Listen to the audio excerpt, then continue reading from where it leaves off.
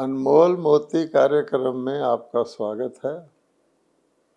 ओम शांति। आज हम इस बात पर चर्चा करेंगे कि परमात्मा प्राणी सृष्टि का विनाश क्यों करवाते हैं। गीता में भगवानो वाच्य है कि मैं परमात्मा महाभारी महाविनाश करवाता हूँ।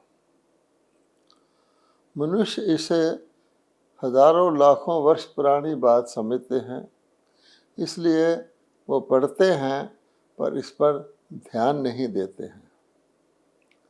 जब ब्रह्मा कुमारीज ने 1937 में जब परमात्मा ने ये विश्वविद्यालय स्थापित किया, यही ईश्वरीय संदेश सुनाना शुरू किया था, तब तो एटम बम भी नहीं बना था।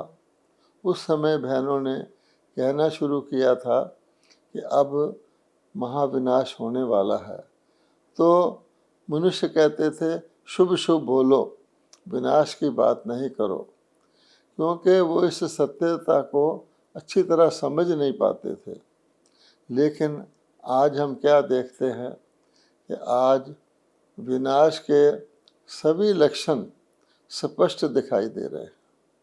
सब लोग देख रहे हैं कि परमाणु शस्त्र तैयार हो चुके हैं और धीरे धीरे विश्व परमाणु युद्ध की ओर बढ़ता जा रहा है। और लोग ये देखते हुए और साथ साथ ये भी देखते हुए कि प्राकृतिक प्रकोप बढ़ गए हैं, जीवन में संघर्ष बढ़ गया है, विनाश स्पष्ट दिखाई दे रहा है, चाहे वो प्राकृतिक आपदाओं के द्वारा हो या परमाणु युद्ध के द्वारा। तो मनुष्य आज ब्रह्मा कुमारी की बात तो समझते हैं, लेकिन फिर भी वो दुविधा में है। दुविधा में इसलिए क्योंकि जैसे हमारे शास्त्रों ने सारे सृष्टि के चक्र व पूरे कल्प की आयु लाखों वर्ष कर दी, उसी प्रकार उन्होंने ये भी कहा है कि अभी कलयुग 40,000 वर्ष और चलना है।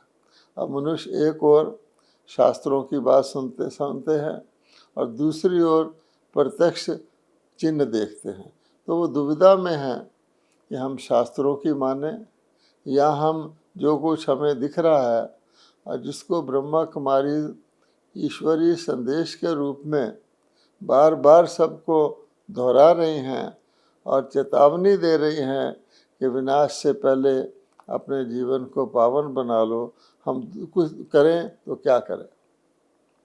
वैसे भी मनुष्य तो मरना भी नहीं चाहता, कोई भी मनुष्य शरीर छोड़ना नहीं चाहता।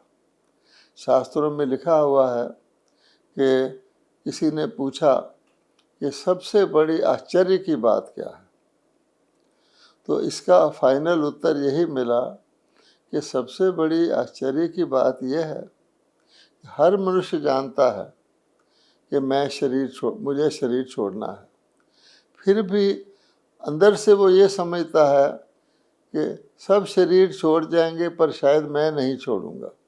आप देखेंगे यही परिस्थिति वास्तविक रूप में दिखाई देती है। लोग देखते हैं कि बम फट रहे हैं, नगर के नगर तबाह हो रहे हैं क्षण भर में। लोग देखते हैं कि अकाल मृत्यु हो रही है, अचानक ही कोई युवा व्यक्ति भी शरीर छोड़ देता है, एक्सीडेंट अनेक प्रकार के हो रहे हैं, फिर भी हर व्यक्ति अंदर से ये सोचता है ये लोग शरीर छोड़ रहे हैं, मैं शायद बच जाऊंगा। तो ये एक बहुत आश्चर्य की बात है।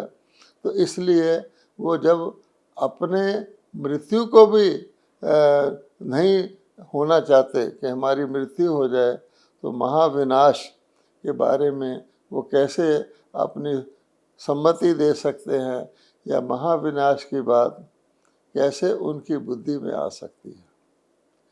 क्योंकि आप देखते हैं कि वास्तव में अगर आध्यात्मिक रीति से देखा जाए तो हर मनुष्य शरीर छोड़ता है और हमें पता है कि हमें भी शरीर छोड़ना है, और ये भी पता है कि हम कभी भी शरीर छोड़ सकते हैं, फिर भी ऐसा क्यों कि हर मनुष्य सोचता है कि मैं शरीर नहीं छोड़ूंगा।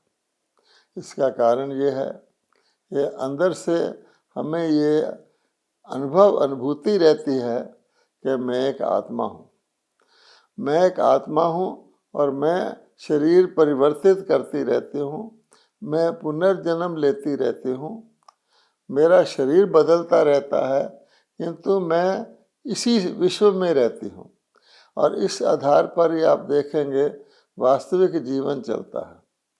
कोई देशभक्त अपने देश के लिए प्राण त्याग देता है, अगर उसको ये अंदर से अंदरूनी निश्चय ना हो कि इसके बाद प्राण त्यागने के बाद मैं पुनः इसी धरती पर जन्म लूँगा और देशभक्ति का फल मुझे स्वतंत्रता के रूप में या किसी रूप में मिलेगा और वो फल मुझे प्राप्त होगा, तो कोई भी व्यक्ति अगर वो ये समझे कि मैं शरीर तो छोड़ दूंगा परंतु उसके बाद मुझे उसका कोई लाभ नहीं मिलेगा, तो कोई भी व्यक्ति ना तो देशभक्ति में रहेगा, ना कोई भी व्यक्ति जो जीवन के अंदर परिश्रम करता है अपने जीवन को बेहतर बनाने के लिए। मान लो कोई व्यक्ति कोई फैक्ट्री लगाता है या कोई बड़ा मकान बनाता है अपने सुविधा के लिए, अपनी मेहनत की कमाई से अचानक वो शरीर छोड़ देता है, तो सोचिए उसकी सारी मेहनत का, उसके सारे परिश्रम का, जिसके द्वारा उसने कोई फैक्ट्री लगाई या कोई मकान बनाया, उसको क्या फल मिला। इसलिए हर व्यक्ति अंदर से जानता है कि मैं आत्मा शरीर छोड़ भी दूंगी तो मेरे मकान का जब तक मैं बच्चा रहूँगा कोई केयर टेकर रहेगा, कोई फैक्ट्री कोई दूसरा संभालेगा, लेकिन फाइनली कर्मों की गति के अनुसार उसका सुख जो मेरी मेहनत है उसका फल मुझे ही प्राप्त होगा।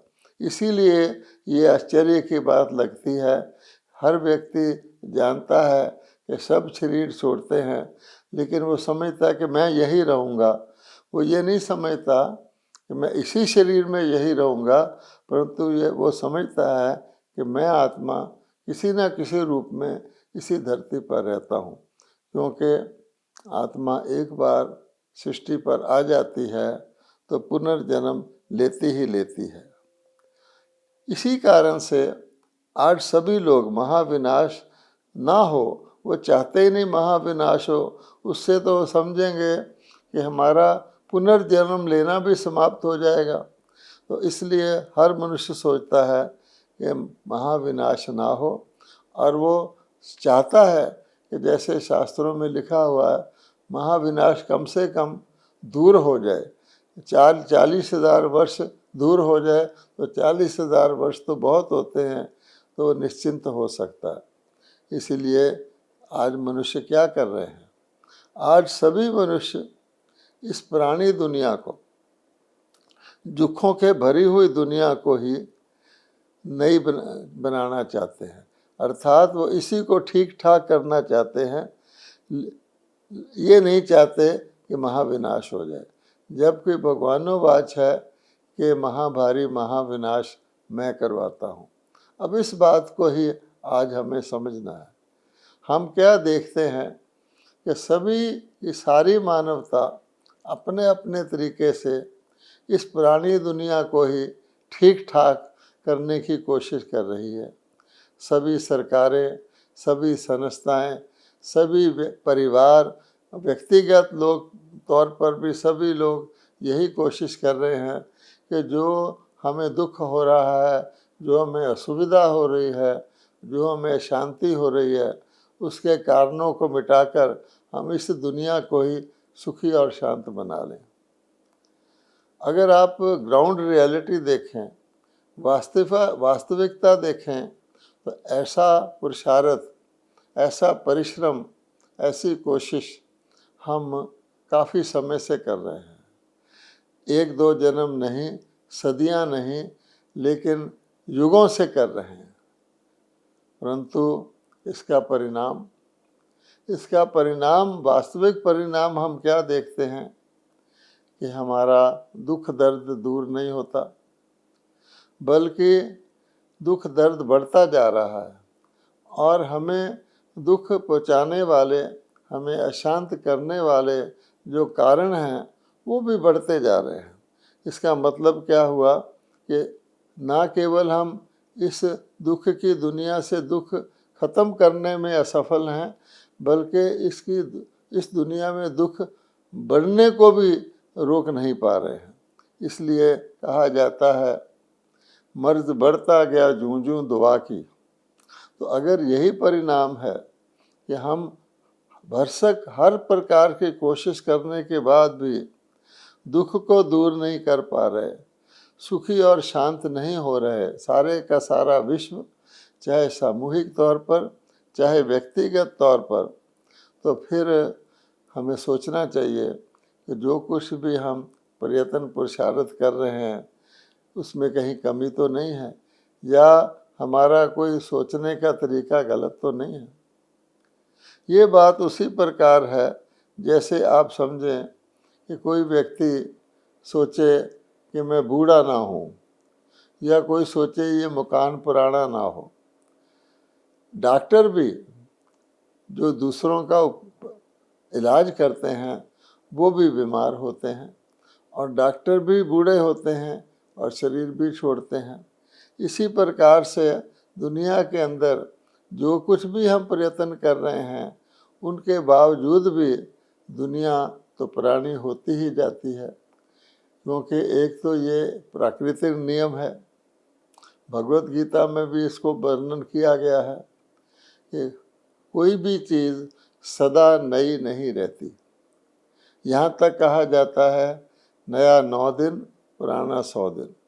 और हम देखते भी हैं कि सतो रजो तमो का जो भगवत गीता में वर्णन किया गया है कि हर वस्तु, हर व्यक्ति अपनी सतो रजो तमो अवस्थाओं को प्राप्त होता है।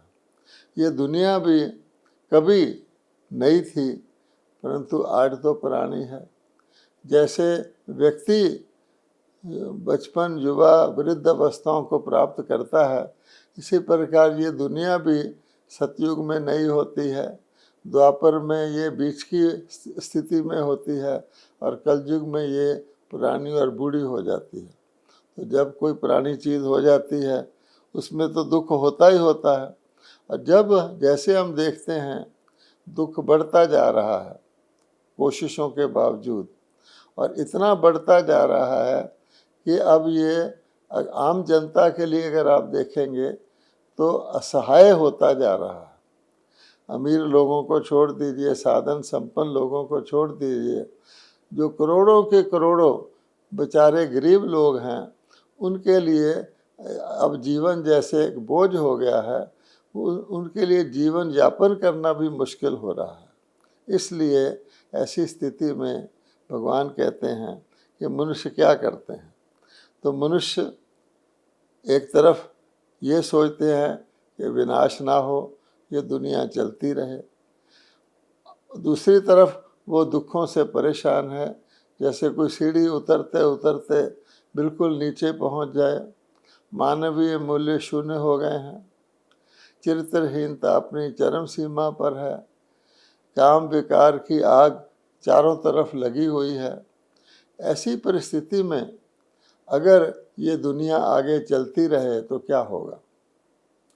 मनुष्यों ने पिछले 2 युगों में जब से विक्रम करना शुरू किया है, जब से देवता पुण्य क्षीण हुए हैं, इतने पाप, इतने विक्रम इकट्ठे कर लिए हैं, इतना बोझ उन पर है कि हर जन्म में वो उस बोझ को उतारने की कोशिश करते हैं।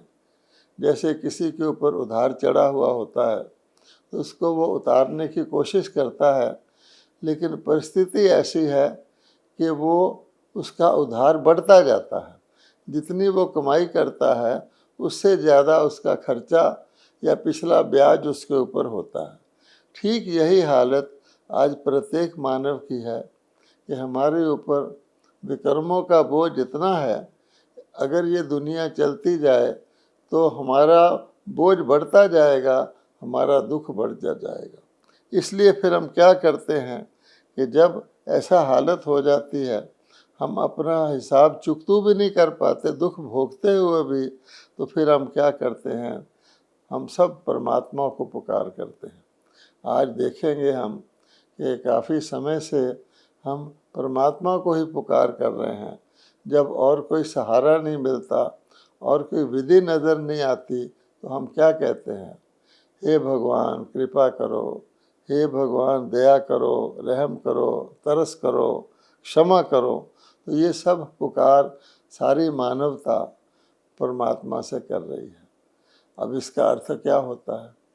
क्या परमात्मा हमारे पिछले किए हुए पापों का बोझ उतार दे? जब तक ये दुनिया चलती रहेगी तब तक तो हम जन्म लेते रहेंगे, तो हमें दुखी होते ही रहना पड़ेगा। इसलिए परमात्मा कहते हैं कि उन लोग जानते हैं कि एक ही तरीका है मनुष्यों को दुखों से दूर करने का, कि वो पुनर्जन्म ला लें, अर्थात उनका पुनर्जन्म लेना किसी प्रकार से बंद हो जाए।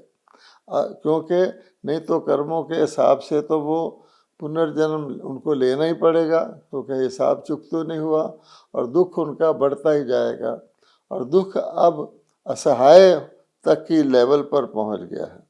इसलिए भगवान कहते हैं कि मैं तरस खाकर, क्योंकि मैं सबका परम पिता हूँ, तो मैं तरस खाकर, जैसे कि गीता में वर्णन है, गीता में क्या वर्णन है कि यदा यदाय धर्मस्य ग्लानिर्भवति भारत, कि जब सृष्टि पर इतनी धर्म ग्लानि हो जाती है, इतनी अनराइटियसनेस हो जाती है, इतना दुराचार, पापाचार, अत्याचार, अनाचार बढ़ जाता है कि असहाय हो जाता है, तो परमात्मा फिर क्या कहते हैं कि मैं आकर के अधर्म का विनाश करता हूँ। अब अधर्म का विनाश करना अर्थात जो कुछ भी मनुष्य धर्म के नाम पर या प्रगति के नाम पर कर रहे होते हैं, उससे तो और ही दुख बढ़ता जा रहा होता है। तो भगवान कहते हैं मनुष्यों के गलत तौर तरीके जो हैं उसको मैं जानता हूँ। वो अपने तौर तरीकों को बदलते नहीं हैं, उनको और ज़्यादा तेज़ी से इस्तेमाल करते जाते हैं। वो ये नहीं समझते कि जिन चीज़ों से हमें दुख मिल रहा है, अगर हम उनका अधिक प्रयोग करेंगे तो हमारा दुख ही बढ़ेगा। इसलिए परमात्मा कहते हैं कि एक ही तरीका मैं समझता हूँ कि मनुष्यों को इन दुखों से छुड़ाने का है, और वो क्या है कि वो पुनर्जन्म ना लें। क्योंकि अगर वो शरीर में नहीं रहेंगे तो तभी वो दुख से बच सकेंगे। आत्मा दुख शरीर के द्वारा ही भोगती है, जैसे आत्मा सुख भी शरीर के द्वारा ही भोगती है। इसलिए परमात्मा फिर ये निर्धारित करते हैं कि अब इस सृष्टि नाटक को पूरा कर दिया जाए। तो जब नाटक ही पूरा हो जाएगा तो सारे एक्टर शरीर धारण करेंगे नहीं, अपने घर वापस जाएंगे, तो इसलिए वो आने वाले अधिक दुख से बच जाएंगे। परमात्मा क्योंकि त्रिकालदर्शी हैं, वो इस सत्यता को जानते हैं। इसलिए भगवान कहते हैं कि मैं तरस खाकर सृष्टि नाटक को बंद करता हूँ, ताकि मनुष्य आत्माएं अगला जन्म ले ही ना पाएं और दुखी ना हों। और सृष्टि नाटक को बंद करके परमात्मा कहते हैं कि मैं महाविनाश द्वारा शरीरों से छुड़ाकर सभी आत्माओं को वापस एक बार तो परलोक ले जाता हूँ, जिसको हम परम धाम, शांति धाम कहते हैं और पुकारते भी हैं। उसके बाद भगवान कहते हैं इस प्रकार से विनाश करवाकर, जो एक प्रकार से ब्लेसिंग इन डिसगाइज है, जो एक कल्याणकारी है, मनुष्यों को दुखों से छुड़ाने का एकमात्र तरीका है, फिर मैं परम धाम आत्माओं को ले जाकर पुनः नया सृष्टि चक्र शुरू कर देता हूँ। तो परम धाम से जो आत्माएं नई आती हैं वो बिल्कुल पावन होती हैं, उनके सारे हिसाब किताब पिछले ख़त्म हो जाते हैं। क्योंकि परमात्मा उनको पावन बनाते हैं। परमात्मा को ही हम पतित पावन कहते हैं। तो ये विधि गीता में ठीक सी वर्णित है कि मैं ही ब्रह्मा के द्वारा आत्माओं को भेजता हूँ और मैं ही शंकर के द्वारा आत्माओं को वापस बुलाता हूँ। लेकिन इसके गूढ़ रहस्य को मनुष्य नहीं जानते, इसलिए वो महाविनाश से डरते हैं और नहीं चाहते कि महाविनाश हो। कि जब तक आत्मा शरीरों से मुक्त नहीं होगी तब तक उसको अपने पिछले कर्मों का हिसाब शरीर के द्वारा दुख के रूप में भोगना ही पड़ेगा, और हम सब देख रहे हैं कि वो भोग ही रहे हैं।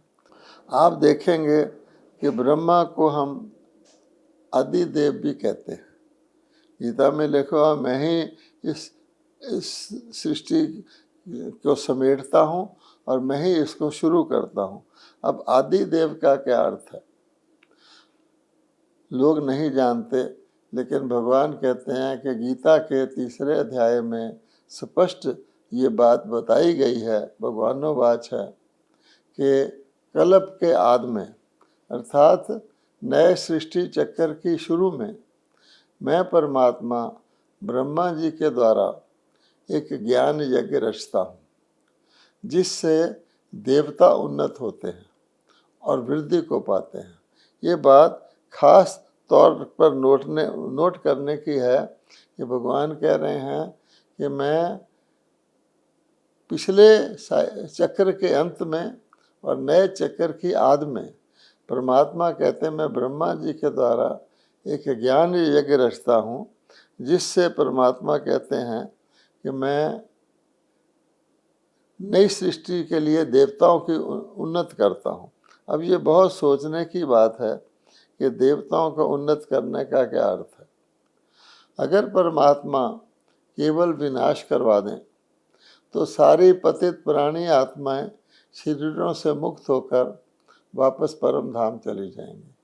लेकिन जो नया चक्कर शुरू होगा उसके लिए तो भगवान को देवी देवताओं की आत्माएं चाहिए जो सर्वगुण संपन्न होती हैं, संपूर्ण निर्विकारी होती हैं, दिव्य शक्तियों से संपन्न होती हैं।